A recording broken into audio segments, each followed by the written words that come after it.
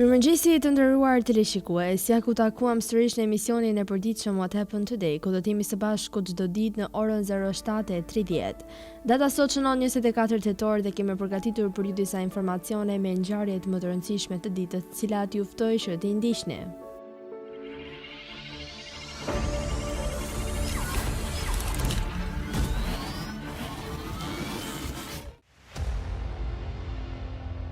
(24 tetor). Ngjarje 1857. Sheffield FC, klubi I parë futbollistik në botë, u themelua në Sheffield, Angli. 1917. Dita e Revolucionit Rus. 1929. Bie berza dramatikisht në New York Stock Exchange. 1931. Ura George Washington Bridge hapet për trafik publik. 1935. Italia pushton Etiopin. 1945. U themeluan Kombet e Bashkuara. Lindje 1943.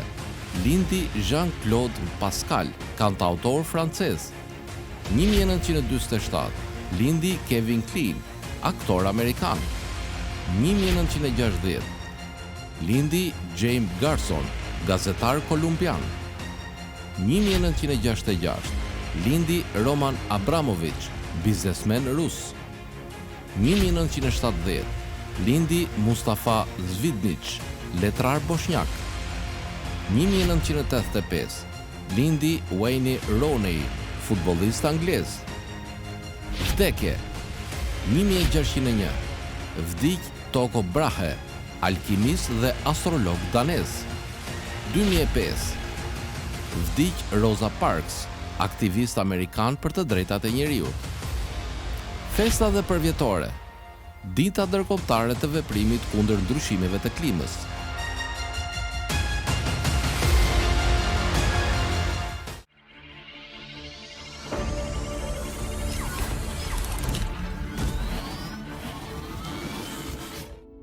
Ndërkohë kemi përgatitur për ju biografinë e Organizatës së Kombeve të Bashkuara, e cila është një organizatë themeluar pas luftës së dytë botërore me qëllim ruajtjen e paqes në botë. Për më tepër ju ftoj të ndiqni materialin e përgatitur.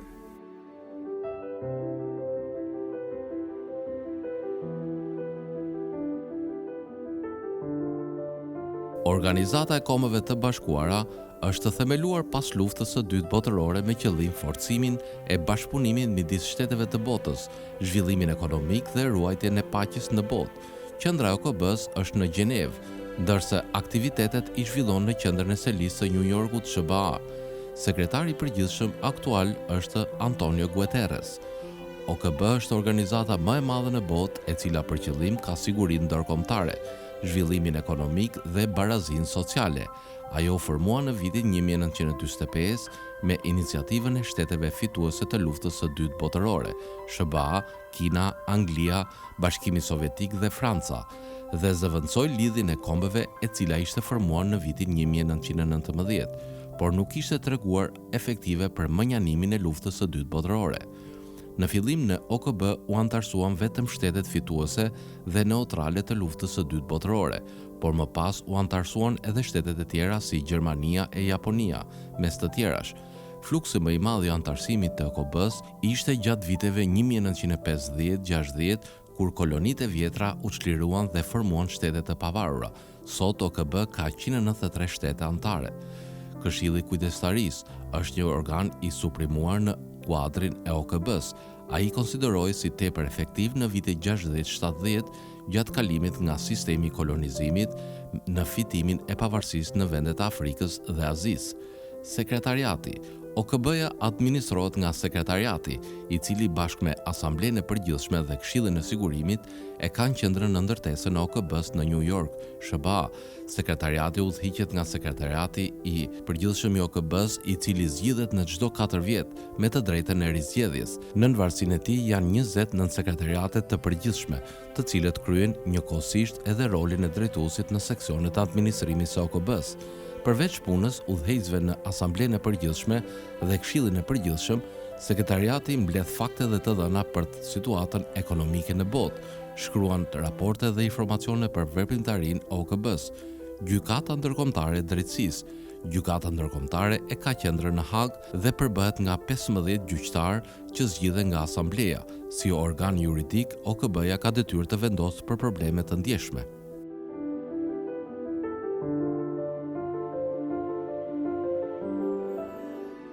Tani do të kalojmë në rubrikën Kuriozitete, ku sot do të flasim për regjistrimin e zërit. A e dini se kush e zbuloi pari regjistrimin e zërit? Studimet e fundit bëjnë të qartë se regjistrimi i zërit u shpik 2 herë. Së pari nga shpikësi Edward Lon Scott de Martinville në 1857 në Francë, më pas 20 vite më vonë nga Thomas Alva Edison në Shtetet e Bashkuara të Amerikës. Ndërsa historia e Edisonit tregohet shpesh, librat e historisë përmendin emrin e Scottit thjesht kalimthi.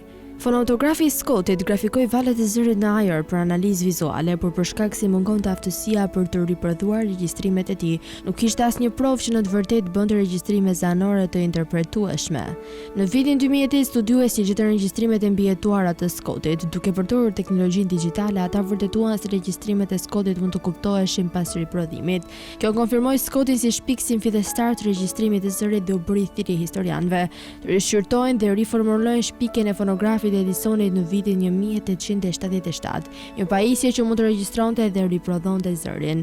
Që nga viti 2008 historianët kanë mësuar shumë për Scottin dhe punën e tij. Si rezultat, ne tani kemi akses në një pamje shumë më të plotë, të qartë të kësaj historie dhe një kuptim më të mirë të lidhjes së saj me Edisonin dhe gramafonin e tij. Për të përkujtuar, më 29 prill Parku Historik Kombëtar Thomas Edison hapi një ekspozitë në laboratorin e Edison dhe priti një simpozim të titulluar Origjina e regjistrimit të zërit. Thomas Edison mbahet mend më së miri si shpikësi e dhëmbës elektrike, por ai së pari tërhoqi famë të madhe, duke krijuar një makinë mahnitse që mund të regjistronte zërin dhe ta luante atë. Në pranverën e vitit 1878, Edison mahniti turma duke u shfaqur në publik me gramofonin e tij, i cili do të përdorej për të regjistruar njerëzit që flisnin, këndonin dhe madje luanin instrumente muzikore. Është e vështirë të imagjinohet si sa tronditos duhet të ketë qenë regjistrimi i tij. Raportet e gazetarëve të kohës përshkruajnë dëgjuesit tema gjepsur dhe u bë e qartë shumë shpejt se aftësia për të regjistruar tinguj mund të ndryshojë botën. Pas disa shpërqendrimeve dhe disa hapave të gabuar, Edison përfundimisht ndërtoi një kompani e cila krijonte dhe shiste regjistrime, duke shpikur në thelb kompaninë diskografike. Produktet e tij bën të mundur që në çdo shtëpi të dëgjohej muzikë me cilësi profesionale. Në vitin 1877, Thomas Edison ishte i njohur për përmirësimet e patentuara në telegraf. Ai po drejtonte një biznes të suksesshëm që prodhonte pajisje të tilla si makina e tij që mund të regjistronte transmetime telegrafike në mënyrë që ato të mund të dekodoheshin më vonë. Regjistrimi i transmetimeve telegrafike nga Edison nuk përfshinte regjistrimin e tingujve dhe pikave, por më tepër shënimet e tyre që ishin të ngulitura në letër. Por koncepti i regjistrimit e frymëzoi ato të pyeste nëse vetë tingulli mund të regjistrohej dhe të riprodhohej. Riprodhimi i zërit, jo regjistrimi i tij, ishte në të vërtetë sfida. Një printer francez, Edward Lon Scott de Martinville, kishte krijuar tashmë një metodë me cilën ai mund të regjistronte rreshta në letër që përfaqësonin tingujt, por shënimet e quajtura fonautografe ishin thjesht ato regjistrime të shkruara. Tingujt nuk mund të luheshin. Vizioni i Edisonit ishte që një tingull të kave me ndonjë metodë mekanike dhe më pas të luhej. Ai kaloi disa muaj duke punuar në pajisje që mund ta bënin këtë, dhe kur arriti një model pune kërkoi një patent për gramofonin në fund të vitit 1877 dhe patenta ju dha atij më 19 shkurt të vitit 1878. Procesi i eksperimentimit duket se ka filluar në verën e vitit 1877. Nga shënimet e Edisonit dim se ai kishte përcaktuar si një diafragm që vibronte nga vallat e zërit mund të ngjitej në një gjilpër i velitse. Pika e gjilpërës do të shënonte një copë letër lëvizje për të bërë një regjistrim. Siç shkroi Edisoni atë verë, dritjet janë futur bukur dhe nuk ka dyshim se unë do të jem në gjendje të ruaj dhe riprodhoj në çdo kohë të ardhme zërin e njeriut në mënyrë të përsosur. Për muaj të tërë Edisoni dhe ndihmësit e tij punuan për të ndërtuar një pajisje që mund të regjistronte dritjet me një medium regjistrimi. Në nëntor ata arritën në konceptin një cilindri bronzi rrotullues rreth të cilit do të mbështitej një flet kallaji. Një pjesë një telefoni e quajtur përsëritës do të funksiononte si mikrofon duke shndruar dritjet e zërit të njeriut në brazat të cilat një gjilpër do t'i fuste në flet metalike prej kallaji. Instinkti i Edisonit ishte se makina do të ishte në gjendje të fliste përsëri dhe kur ai bërtiti rrimën e çerdhes Mary Had a Little Lamb, teksa kthente Manville, ai ishte në gjendje të regjistronte zërin e tij në mënyrën që të mund të luhej. Planet e Edisonit për gramafonin ishin ambicioze, por në thelb ato u lanë më njanë për një kohë. Ai kishte një arsye të mirë për të shpërqendruar pasi ai e drejtoi pjesën më të madhe të vëmendjes së tij në fund të vitit 1878 për të punuar në një shpikje tjetër të jashtëzakonshme, llambën inkandeshente. Në vitin 1880 si gramafoni dukej se po zbehej për publikun. Një arsye ishte se regjistrimet në letër kallaj ishin shumë të brishta dhe nuk mund të tregtoheshin. Shpikësit e tjerë kaluan vitet 1880 duke bërë përmirësime në gramafon dhe në fund në 1887 Edisoni e ktheu vëmendjen përsëri tek ai.